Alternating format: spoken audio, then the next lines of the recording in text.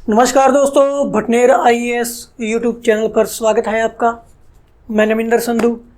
तो पीछे हमने देखा कि आपको हर्षवर्धन है जो हमारा थानेश्वर का वर्धन वंश हमारा जो चल रहा था उसका एक पार्ट हमने देखा। तो इसके बाद हम देखेंगे थानेश्वर का वर्धन वंश है जो आज हम पढ़ने जा रहे हैं, वो है अगला दूसरा पार्ट। तो उसकी जानकारी हम आज प्राप्त करेंगे। तो प्रभाकर वर्धन के बाद अगला शासक बनता है राज्यवर्धन। राज्यवर्धन अगला शासक बनता है।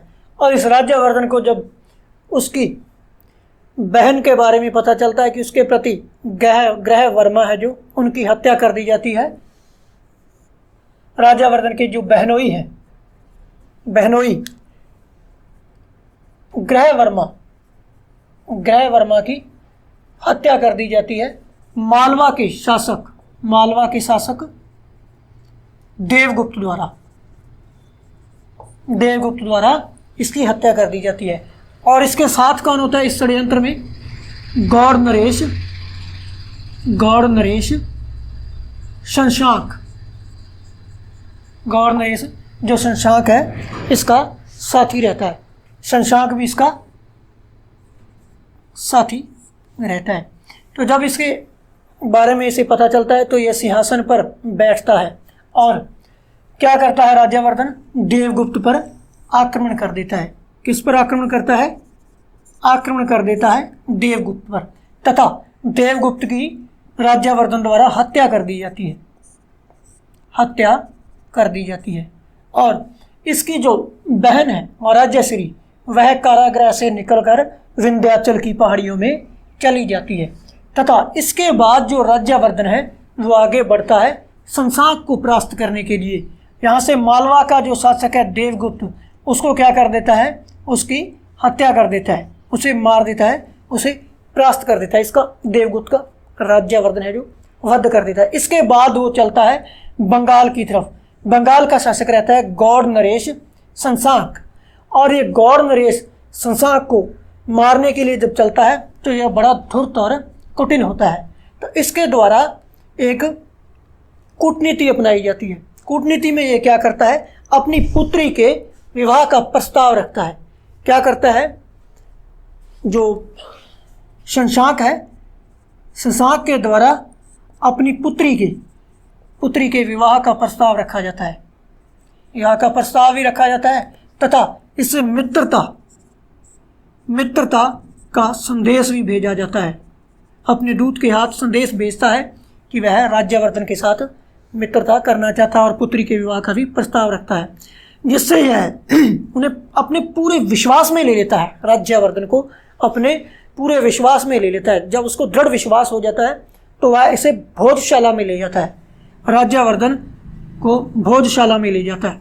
जब भोजन का समय होता है और भोजन करते समय राज्यवर्धन की हत्या कर दी जाती है। हत्या कर दी जाती है किसके द्वारा? शशांक के द्वारा। जो गौड़ नरेश शशांक है, शशांक के द्वारा, गौड़ नरेश बंगाल का शासक है, शशांक के द्वारा राज्यवर्धन की यहाँ पर हम देखेंगे हत्या कर दी जाती है। जब इसका पता चलता है हर्षवर्धन को तो हर्षवर्धन भी बदला लेने के लिए तत्पर हो जाता है तथा वह शपथ लेता है कि वह गौड़विहीन कर देगा पूरी पृथ्वी को, यानी गौड़ों का विनाश कर देगा। गौड़ों की कोई आगे जाति या प्रजाति वो नहीं छोड़ेगा। तो उसमें हर्षवर्धन है जो उसको इसके बाद देखेंगे हर्षवर्धन को। इसको थोड़ा और देख लें। अगला शासक बनता है प्रभाकर वर्धन के बाद कौन बनता है? राज्यवर्धन बनता है। तथा इसका बहनोई कौन था? ग्रहवर्मा था। और इस ग्रहवर्मा की हत्या कर दी जाती है। हत्या की किसके द्वारा जाती है? मालवा नरेश देवगुप्त के द्वारा। जो मालवा का शासक देवगुप्त है इसके द्वारा इसकी हत्या कर दी जाती है। और इसका मित्रता साथ में कौन रहता है? गौड़ नरेश शशांक का भी इसमें हाथ रहता है। तो जब राज्यवर्धन को पता चलता है तो वह मालवा के शासक देवगुप्त को मार देता है, उसकी हत्या कर देता है। फिर हम देखते हैं शशांक। अगला नंबर जो राज्यवर्धन है वो किसका लगाता है? शशांक का लगाता है। लेकिन शशांक के द्वारा एक कूटनीति चाल चली जाती है, छल कपट किया जाता है, मित्रता का एक मैत्री का प्रस्ताव भेजा जाता है तथा अपनी पुत्री के विवाह का प्रस्ताव वह रखता है और भोजन करते समय राज्यवर्धन की हत्या कर देता है और यहीं पर राज्यवर्धन की कहानी समाप्त हो जाती है। तो आगे हम देखेंगे हर्षवर्धन जो मुख्य शासक रहता है वर्धन वंश का। तो इसके बाद हम देखेंगे दोस्तों जो अगला शासक बनता है राज्यवर्धन के बाद वो कौन सा बनता है, हर्षवर्धन। हर्षवर्धन जो इस वंश का सबसे प्रमुख और शक्तिशाली शासक रहता है, जिसका शासनकाल रहता है 606 से 647 ईस्वी तक। और इसी के समय हम देखते हैं कि अहनसांग भारत की यात्रा करता है और 16 वर्षों तक रहता है। जब इसे अपने भाई राज्यवर्धन की मृत्यु का पता चलता है तो यह गद्दी पर बैठता है और गौड़ नरेश शशांक को समाप्त करने की शपथ लेता है तथा गौड़ों को यह पृथ्वी से गौड़ विहीन करने की शपथ लेता है, यानी कि गौड़ों का कोई भी चिन्ह यह पृथ्वी पर छोड़ने की बात करता है। तो उसके बाद हम देखते हैं कि हर्षवर्धन के द्वारा सबसे पहले अपनी बहन राज्यश्री को खोजा जाता है। क्या करता है, राज्यश्री की खोज करता है और इसके खोजने के लिए इसका साथ कौन देते हैं, दिवाकर मित्र। दिवाकर मित्र के साथ यह विंध्याचल की पहाड़ियों में विंध्याचल की पहाड़ियों में जाता है जिससे इन्हें राज्यश्री मिल जाती है तथा राज्यश्री इस समय चिता में जलने का प्रयास कर रही होती है, चिता में जलने का प्रयास कर रही होती है। लेकिन हर्षवर्धन के द्वारा क्या किया जाता है, इसे बचा लिया जाता है तथा अपने साथ अपने राज्य में वापस ले जाते हैं। तथा आज हम देखेंगे जो हर्षवर्धन है अपने सेनापति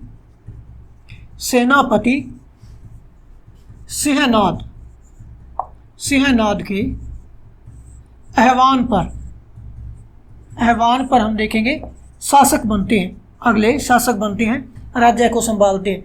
लेकिन उसके बाद हम देखते हैं अपनी जो राजधानी है उसे अगली राजधानी कनौज को बनाते हैं हर्षवर्धन के बाद राज्यश्री को प्राप्त कर लेने के बाद जो अपना शक्ति का केंद्र है, जो राज्य का केंद्र है, वो किसे बनाया जाता है, कनौज को अपनी राजधानी बनाया जाता है तथा अपनी बहन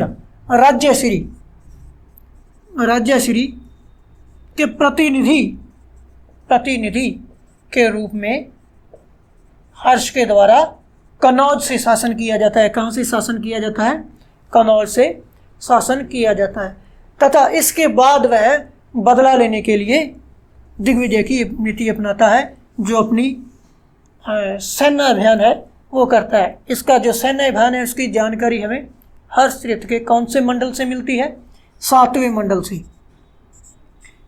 मंडल से या उच्छ्वास से किसकी जानकारी मिलती है, सैन्य अभियान की जानकारी मिलती है। तो सबसे पहले यह क्या करता है, इसने गौड़ नरेश शशांक को परास्त करना है। तो उसके लिए सबसे पहले यह भास्कर वर्मा जो कामरूप का नरेश, हम देखेंगे कामरूप का नरेश रहता है भास्कर वर्मा, कामरूप यानी वर्तमान का असम, इसको मैत्री का संदेश भेजता है तथा यहां से हेनसांग की मांग करता है। ऐसा माना जाता है कि हर्षवर्धन को जो हेनसांग है कामरूप के शासक भास्कर वर्मा से प्राप्त हुआ था। पहले तो भास्कर वर्मा मना कर देता है, लेकिन उसके बाद क्या होता है, जब हर्षवर्धन के द्वारा उसको समाप्त करने की धमकी दी जाती है तो भास्कर वर्मा अपने दूत हंस बेग को किसके समक्ष भेजता है, हर्षवर्धन के समक्ष भेजता है तथा मैत्री का प्रस्ताव रखता है। और इन दोनों में क्या हो जाती है, इन दोनों में हर्षवर्धन और भास्कर वर्मा में मित्रता हो जाती है, इन दोनों में मित्रता हो जाती है। तथा इसके बाद देखते हैं हम जो बाणभट्ट की हर्षचरित्र है, जो बाणभट्ट की हर्षचरित्र है, हर्षचरित्र में विवरण है, जो वर्णन है वो यहीं पर रोक दिया जाता है। इसका आगे कोई वर्णन नहीं मिलता। बाणभट्ट की हर्षचरित्र में ऐसा वर्णन नहीं मिलता कि जो हर्षवर्धन है इसके द्वारा गौड़ नरेश शशांक की हत्या कर दी जाती है, जैसे परास्त कर दिया जाता है। ना ही इसकी जानकारी हमें वहनसांग द्वारा मिलती है। तो इसकी जानकारी हमें मिलती है कि गौड़ नरेश शशांक को परास्त करता है। कहाँ से मिलती है? एक ग्रंथ है, बौद्ध ग्रंथ,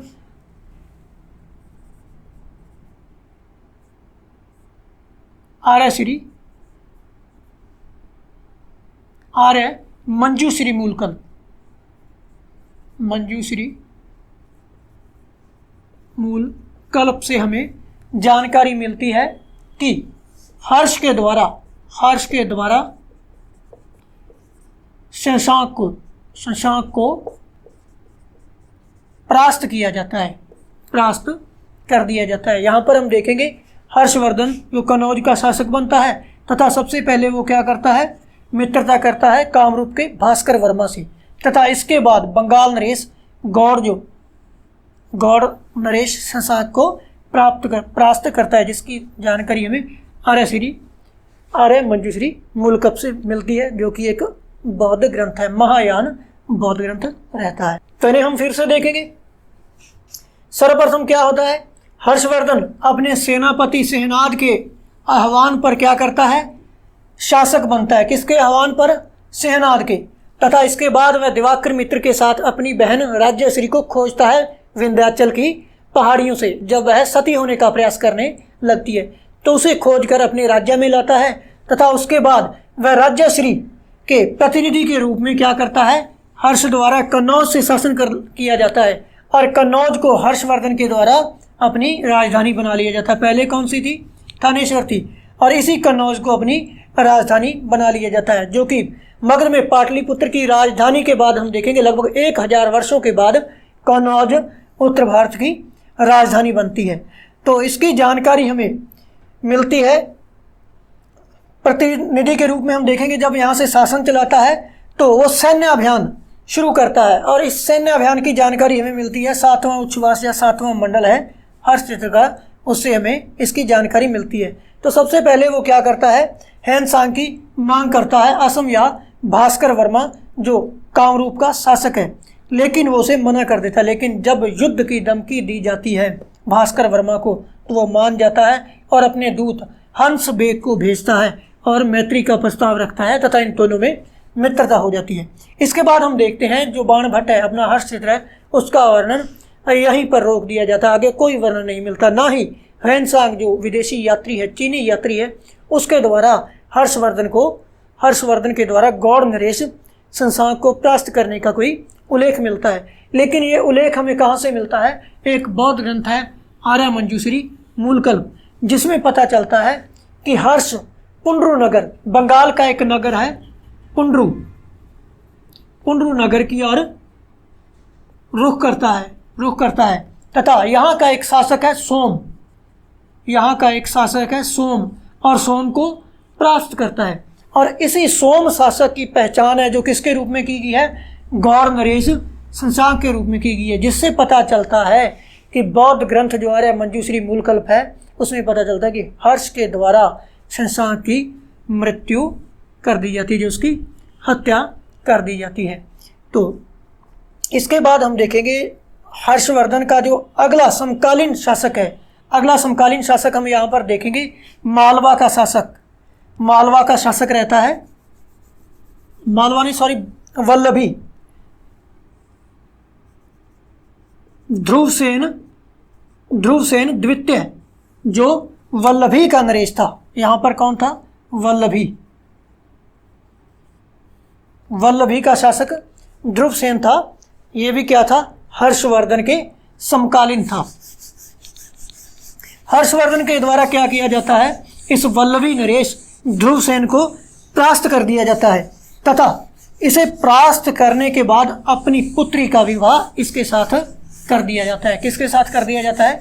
ध्रुवसेन द्वितीय जो कि एक वल्लभी नरेश है, इसके साथ अपनी पुत्री का विवाह कर दिया था। ध्रुवसेन को कौन परास्त करता है? परास्त करता है हर्षवर्धन तथा अपनी पुत्री का विवाह कर देता है। किसके साथ? ध्रुवसेन के साथ। इसका एक राजनीतिक उद्देश्य रहता है। यहाँ पर हम देखेंगे इनका एक राजनीतिक उद्देश्य रहता है, जिससे कि यह नर्मदा घाटी है इसे सुरक्षित रखना चाहता था। सुरक्षित रखेगा किससे? तो रखेगा पुलकेशिन द्वितीय। यहाँ पर हम देखेंगे पुलकेशिन द्वितीय एक चालुक्य नरेश है। पुलकेशिन द्वितीय रहता है तथा ये दोनों ही महत्वाकांक्षी रहते हैं। हम देखेंगे हर्षवर्धन और चालुक्य नरेश, पुलकेशिन द्वितीय दोनों ही अपनी सीमाओं को लेकर महत्वाकांक्षी रहते हैं तथा इन दोनों में क्या है? युद्ध अवश्यंभावी हो जाता है। तो इसके बाद हम देखते हैं इन दोनों में युद्ध है जो, इसकी जानकारी हमें कहाँ से मिलती है? ऐहोल के इसकी रचना जैन कवि रवि कीर्ति द्वारा की जाती है, जिससे पता चलता है कि पुलकेशिन द्वितीय चालुक्य नरेश पुलकेशिन द्वितीय के द्वारा परास्त किया जाता है। हर्ष को परास्त कर दिया जाता है। तो यहीं पर हम देखते हैं कि इनका जो राजनीतिक विस्तार है, जो राजनीतिक स्वरूप है, हमें यहाँ पर समाप्त करते हैं। तो इसके बाद हम देखेंगे हर्षवर्धन का जो उनके अधिकारी रहते हैं, उनके कर्मचारी रहते हैं, उनका जो प्रशासन है वो कैसा रहता है। तो हर्षवर्धन के दरबारियों की बात करें तो इसके दरबारी कौन कौन थे? इसके दरबार में एक तो रहते हैं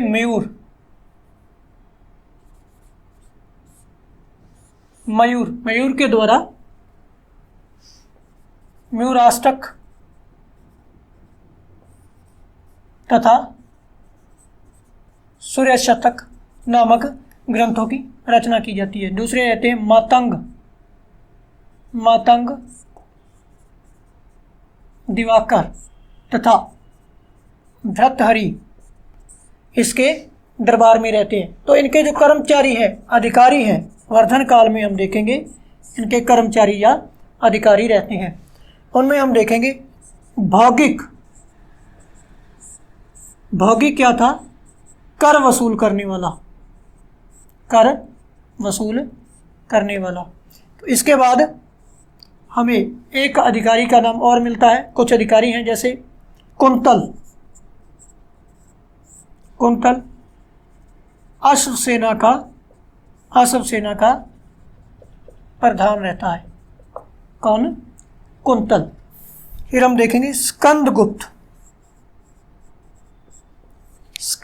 क्या था?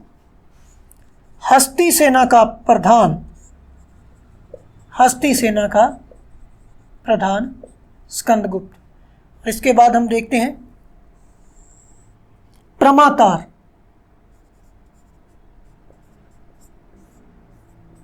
भूमि माप का अधिकारी, यानी भूमि को मापने वाला अधिकारी कौन रहता है?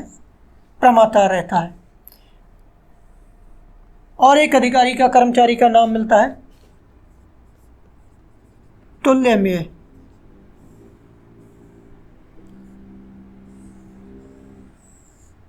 तुल्यमेय शब्द मिलता है जो था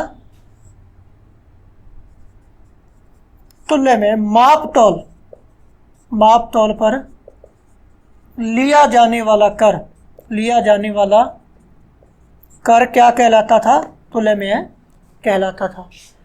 तो हर्ष क्या था? सबसे पहले हम देखेंगे हर्ष एक बौद्ध धर्मावलंबी था। पहले हम देखते हैं कि वो शिव का भी उपासक था और बौद्ध धर्म को मानने वाला अंतिम हिंदू शासक हम देखते हैं। तो कौन था? हर्षवर्धन रहता है। तो हम यहाँ पर देखेंगे हर्षवर्धन में दरबारी उसके कौन रहते हैं? तो उसके दरबारों में हम देखेंगे मयूर, मातंग दिवाकर, भर्तृहरि, इसके दरबारी रहते हैं तथा मयूर के द्वारा सूर्य शतक व मयूराष्टक नामक 2 ग्रंथ भी लिखे जाते हैं। तो इनके अधिकारी वर्ग है जो उसमें हम देखेंगे भौगिक, जो कर वसूल करने वाला अधिकारी है, कुंतल जो अश्व सेना का प्रधान रहता है। उसके बाद हम देखेंगे स्कंदगुप्त जो हस्ती सेना का प्रधान रहेगा। तथा प्रमातार क्या है, भूमि को मापने वाला जो अधिकारी है वो प्रमातार क्या रहता था। उसके बाद देखते हैं हम तुल्यमेय। तुल्यमेय क्या था, माप तौल पर लिया जाने वाला एक टैक्स था, एक कर था, तुल्यमेय था। फिर से हम यहाँ पर देखेंगे हर्षवर्धन। जो हर्षवर्धन है वो पहले क्या था, पहले शिव का उपासक था, शिव का उपासक था। लेकिन बाद में हेनसांग व दिवाकर मित्र के प्रभाव में आकर क्या करता है, बौद्ध धर्म यानी कि महायान बौद्ध धर्म को अपना लेता है। तथा इस महायान बौद्ध धर्म की श्रेष्ठता के लिए क्या करता है, कन्नौज में एक धर्म सभा का आयोजन करता है। तथा इसका अध्यक्ष किसे बनाया जाता है, इस सभा का अध्यक्ष किसे बनाया जाता है, हेनसांग को इसका अध्यक्ष भी बनाया जाता है। ये बौद्ध धर्मावलंबी बन जाता है। तथा हेनसांग के वर्णन से हमें पता चलता है कि जो हर्षवर्धन है इसके द्वारा नालंदा महाविद्यालय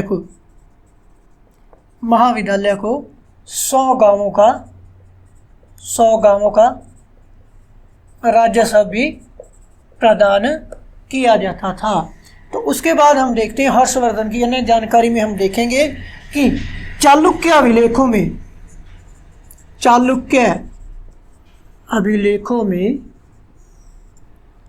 में क्या है, हर्षवर्धन को